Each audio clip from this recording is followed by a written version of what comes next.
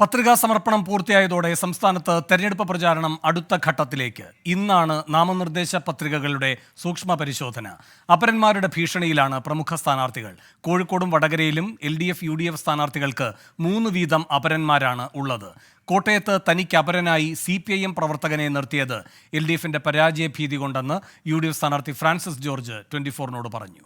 ഞാൻ സാധാരണ തെരഞ്ഞെടുപ്പിൽ മത്സരിക്കുമ്പോൾ ഒരിക്കലും ഇങ്ങനെയുള്ളൊരു കാര്യം ചെയ്യാറില്ല. ലോക്കൽ കമ്മിറ്റി അംഗം എന്ന് പറയുമ്പോൾ അവിടുത്തെ CPIM പോലൊരു പാർട്ടിയിൽ അങ്ങനെ ആരും കയറി വെറുതെ ഒരു അച്ചടക്കമില്ലാതെ ഒന്നും അങ്ങനെ നിൽക്കില്ല, ധൈര്യപ്പെടില്ല അങ്ങനെ നിൽക്കാനായിട്ട്. സ്വാഭാവികമായും അങ്ങനെ അവരറിയാതെ നിന്നെങ്കിൽ ആ ലോക്കൽ കമ്മിറ്റി അംഗത്തിനെതിരെ പാർട്ടി നടപടി സ്വീകരിക്കേണ്ടതാണ്. അവർ നടപടി സ്വീകരിക്കില്ലെന്ന് നോക്കാം. സ്വീകരിച്ചില്ലെങ്കിൽ അതിന്റെ അർത്ഥം അവർ പറഞ്ഞ അല്ലെങ്കിൽ അവരുടെ നിർദ്ദേശപ്രകാരം നിന്നതാണെന്ന് മാത്രമേ നമുക്ക് ധരിക്കാൻ പറ്റുള്ളൂ. MG പ്രതീഷ് തിരുവനന്തപുരത്ത് നിന്നും, ടോബി ജോൺസൺ കോട്ടയത്ത് നിന്നും കൂടുതൽ വിവരങ്ങളുമായി ചേരുന്നു. ആദ്യം MG പ്രതീഷിലേക്ക്. പ്രതീഷ്, എത്രമാത്രം അപരന്മാരുടെ ശല്യമാണ് പ്രമുഖ സ്ഥാനാർത്ഥികൾ നേരിടുന്നത്?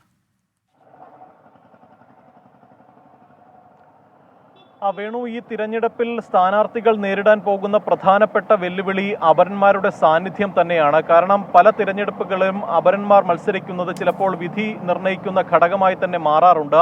അത്തരമൊരു ഭീഷണി ഈ ലോക്സഭാ തിരഞ്ഞെടുപ്പിലും ഉണ്ട് എന്നതാണ് ഈ കണക്കുകളിൽ നിന്ന് തന്നെ വ്യക്തമാകുന്നത്. വലിയ പോരാട്ടം നടക്കുന്ന മിക്ക മണ്ഡലങ്ങളിലും LDF സ്ഥാനാർത്ഥികൾക്കും UDF സ്ഥാനാർത്ഥികൾക്കും ഒന്നിലധികം അപരന്മാർ ഉണ്ട് എന്നതാണ് ഏറ്റവും പ്രധാനപ്പെട്ട കാര്യം. ഈ വടകരയിലേക്ക് വന്നാൽ വടകരയിൽ മത്സരിക്കുന്ന UDF സ്ഥാനാർത്ഥി ഷാഫി പറമ്പിലിന് അപരനുണ്ട്. ഒപ്പം BSP സ്ഥാനാർത്ഥിയുടെ പേരും ഷാഫി എന്നതാണ്. അതാണ് പ്രധാനമായും ഷാഫി പറമ്പിൽ നേരിടുന്ന ഒരു വെല്ലുവിളി. LDF സ്ഥാനാർത്ഥി KK ശൈലജയ്ക്ക് Shailaja K, Shailaja KK, Shailaja P എന്നീ പേരുകളിലാണ് അപരന്മാരുള്ളത്. ഇത് ഈ മണ്ഡലത്തിൽ ഈ ഇരു മുന്നണികളുടെയും സ്ഥാനാർത്ഥികൾക്ക് ഭീഷണിയാകുമെന്നതാണ് മനസ്സിലാക്കാൻ കഴിയുന്ന കാര്യം. കൊല്ലം ലോക്സഭാ മണ്ഡലത്തിലേക്ക് വന്നാൽ NK പ്രേമചന്ദ്രൻ നായർ എന്ന പേരിലാണ് അപര സ്ഥാനാർത്ഥി മത്സരിക്കുന്നത്. കോഴിക്കോടും വടകരയിലും പ്രധാന മുന്നണികൾക്ക് 3 വീതം സ്ഥാനാർത്ഥികൾ അപരന്മാരായി ഉണ്ട് എന്നതാണ് ഏറ്റവും പ്രധാനപ്പെട്ട കാര്യം. UDF സ്ഥാനാർത്ഥി MK Raghavan അപരന്മാരായി N Raghavan, P Raghavan, T Raghavan എന്നീ 3 പേരുകളാണ് നിലവിൽ നാമനിർദ്ദേശ പത്രിക സമർപ്പിച്ചിരിക്കുന്നത്. LDF സ്ഥാനാർത്ഥി എളമരം കരീമിന് അപരന്മാരായി അബ്ദുൾ കരീം എന്ന പേരിലാണ് 3 പേർ നിലവിൽ നാമനിർദ്ദേശ പത്രിക സമർപ്പിച്ചിരിക്കുന്നത്. കൊടിക്കുന്നിൽ സുരേഷിന്റെ പേരിലും സുരേഷ് കുമാർ എന്ന പേരിൽ അപരൻ മത്സരിക്കുന്നുണ്ട്. ഒപ്പം മാവേലിക്കര മണ്ഡലത്തിലെ കാര്യമാണ് ഇപ്പോൾ പറഞ്ഞത്. ഒപ്പം കണ്ണൂരിൽ LDF സ്ഥാനാർത്ഥികൾക്കും അപരന്മാരുണ്ട്. LDF സ്ഥാനാർത്ഥി MV ജയരാജന്റെ പേരിനോട് സാമ്യമുള്ള 3 പേർ നിലവിൽ പത്രിക സമർപ്പിച്ചിട്ടുണ്ട്. M ജയരാജൻ, ഏർക്കാട് പറമ്പ് ജയരാജ്, പനച്ചിക്കൽ ജയരാജ് എന്നീ പേരുകളിലാണ് 3 പേർ മത്സരിക്കുന്നത്. UDF സ്ഥാനാർത്ഥി K സുധാകരന് 2 അപരന്മാരാണ് നിലവിലുള്ളത്. മള്ളന്നൂർ സ്വദേശി സുധാകരൻ, മാമ്പ സ്വദേശി K സുധാകരൻ എന്നിവരാണ് കണ്ണൂരിലും അപരന്മാരായി മത്സരിക്കുന്നത്. തിരുവനന്തപുരം മണ്ഡലത്തിലേക്ക് വന്നാൽ ശശി തരൂരിലും ശശി എന്ന പേരിൽ അപരൻ മത്സരിക്കുന്നുണ്ട്. ആറ്റിങ്ങൽ മണ്ഡലത്തിൽ അടൂർ പ്രകാശിന് അപരന്മാരായി പ്രകാശ് എന്ന പേരിൽ 2 പേരും മത്സരിക്കുന്നുണ്ട്. ഈ സ്ഥാനാർത്ഥികളടക്കം ഇത് തിരഞ്ഞെടുപ്പിൽ തിരിച്ചടിയാകില്ല എന്ന് പറയുമ്പോൾ പോലും ഒരു ആശങ്ക എല്ലാ സ്ഥാനാർത്ഥികൾക്കും ഉണ്ട് എന്നതാണ് പ്രധാനപ്പെട്ട കാര്യം. അതുകൊണ്ട് തന്നെ ഇനി നാമനിർദ്ദേശ പത്രിക പിൻവലിക്കാനുള്ള അവസാന തീയതി ഏപ്രിൽ 8 ആണ്. ഏപ്രിൽ 8-ന് ശേഷമായിരിക്കും ഈ തിരഞ്ഞെടുപ്പിന്റെ ഒരു പൊതുചിത്രം മനസ്സിലാകുക. 20 ലോക്സഭാ മണ്ഡലങ്ങളിൽ എത്ര സ്ഥാനാർത്ഥികൾ മത്സരിക്കും, എത്ര സ്ഥാനാർത്ഥികൾ നാമനിർദ്ദേശ പത്രിക പിൻവലിക്കും എന്നതിന്റെ പൂർണ്ണമായ ഒരു ചിത്രം മനസ്സിലാകണമെങ്കിൽ ഏപ്രിൽ 8-ാം തീയതി കഴിയണം. ഇന്നാണ് നാമനിർദ്ദേശ പത്രികകളുടെ സൂക്ഷ്മ പരിശോധന നടക്കുന്നത്. 20 ലോക്സഭാ മണ്ഡലങ്ങളിലായി 290 നാമനിർദ്ദേശ പത്രികകളാണ് നിലവിൽ ലഭിച്ചിരിക്കുന്നത്.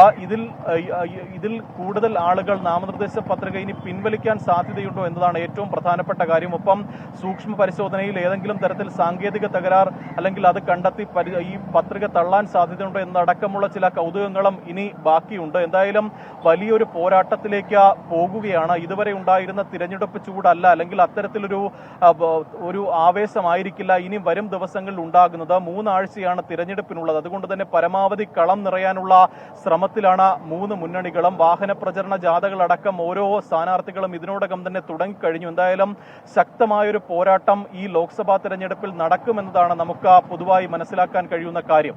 വേണോ? ശരി, ടോബി ജോൺസൺ കോട്ടയത്ത് നിന്ന് ചേരുന്നു. ടോബി, ഫ്രാൻസിസ് ജോർജ് പറയുന്നത് എന്തൊക്കെയാണ്? ഫ്രാൻസിസ് ജോർജ് ആരോപിക്കും പോലെ ഒരു അപരൻ ഈ LC അംഗം തന്നെയാണോ?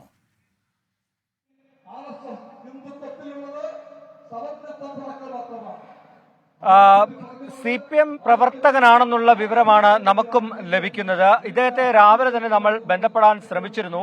പക്ഷേ അദ്ദേഹത്തിന്റെ ഭാര്യയാണ് ഫോൺ എടുത്തത്. അദ്ദേഹം പുറത്തേക്ക് പോയേക്കുന്നു എന്നാണ് പറഞ്ഞത്.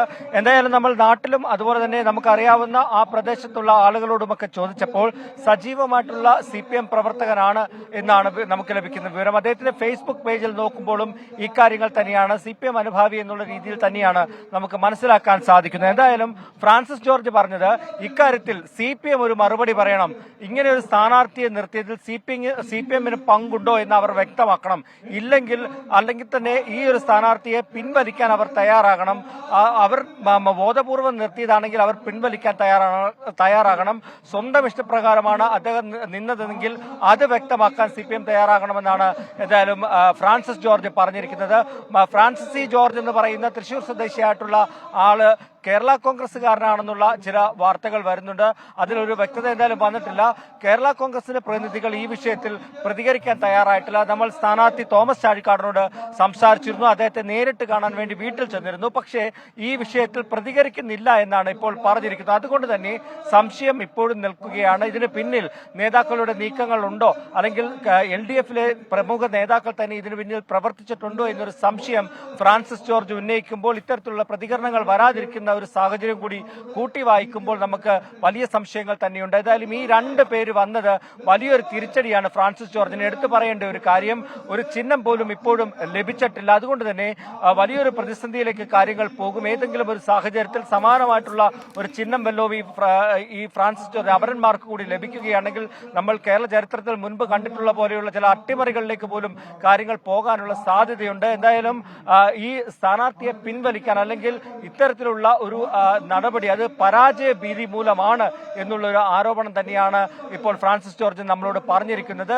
എന്തായാലും ഇന്ന് സൂക്ഷ്മ പരിശോധന നടക്കുകയാണ്. അതിനുശേഷമേ ആരൊക്കെ മത്സര രംഗത്തുണ്ടാകൂ എന്ന് വ്യക്തമാവുകയുള്ളൂ.